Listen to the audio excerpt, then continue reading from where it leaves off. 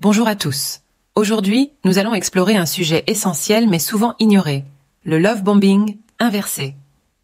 Contrairement au love bombing traditionnel, où le narcissique inonde sa cible d'affection pour manipuler, le love bombing inversé se produit lorsque des personnes non narcissiques investissent excessivement dans une relation avec un narcissique.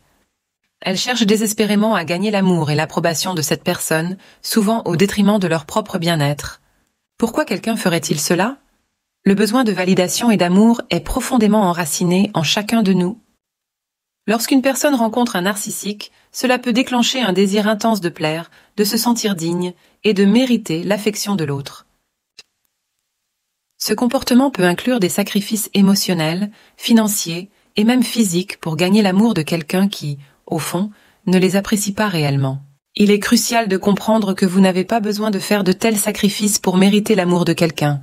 Vous êtes déjà parfait tel que vous êtes. Si vous avez vécu ou vivez cette situation, sachez que vous n'êtes pas seul. Beaucoup se retrouvent dans cette dynamique, pensant qu'ils doivent prouver leur valeur pour être aimés. Prenons l'exemple d'une personne douce et gentille qui rencontre quelqu'un de charismatique, attirant ou riche, que nous appellerons Yves. Yves s'intéresse à cette personne et elle ne peut croire à sa chance. Pour garder Yves, elle l'emmène dans des restaurants chics, lui offre des cadeaux coûteux, réarrange son emploi du temps pour lui, et dépense de l'argent qu'elle ne devrait pas. Yves, cependant, ne reconnaît pas réellement ses efforts. Il accepte les cadeaux, ne propose jamais de payer et reste souvent ingrat. La personne gentille finit par se sentir épuisée et négligée, mais elle continue de donner, croyant que c'est la seule façon de garder Yves à ses côtés. C'est là que réside la psychologie du love bombing inversé. Les narcissiques sont souvent perçus comme plus attirants ou réussis, ce qui les rend désirables. Si vous avez déjà love bombé un narcissique, cela peut être lié à une insécurité personnelle ou à un désir profond d'attirer l'attention. Mais il est crucial de distinguer cette incertitude de l'amour véritable. Beaucoup de personnes qui se retrouvent dans ce schéma ont grandi dans un environnement où l'amour devait être gagné. Elles apprennent à se comporter ainsi pour compenser un sentiment de ne pas être assez bonnes telles qu'elles sont. Cela devient un modèle relationnel où elles cherchent à prouver leur valeur en donnant toujours plus. Il est essentiel de comprendre que ce comportement ne justifie en aucun cas les abus que vous avez pu subir. Vous n'êtes jamais responsable des actions abusives des autres. Si cette vidéo résonne avec vous, prenez un moment pour vous abonner à notre chaîne, à nous suivre et à liker cette vidéo. Cela nous aide à toucher plus de personnes en besoin d'aide.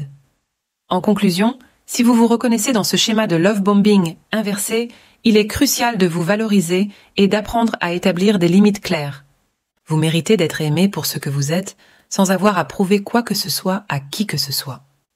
Apprenez à dire non aux relations toxiques et à vous entourer de personnes qui vous respectent et vous apprécient pour qui vous êtes vraiment. N'oubliez pas de vous abonner à notre chaîne, à nous suivre et à liker cette vidéo. Cela permet à notre contenu de toucher un plus large public, particulièrement ceux qui pourraient bénéficier de ces conseils. Enfin, si vous avez besoin d'une aide supplémentaire pour surmonter ce genre de situation, n'hésitez pas à réserver une séance de coaching sur notre site perversenarcissique.org/aide/coaching. Nos experts sont là pour vous aider à retrouver confiance en vous et à naviguer dans vos relations de manière saine et équilibrée. Merci d'avoir regardé cette vidéo. Rappelez-vous, vous méritez le respect et la compassion dans toutes vos relations.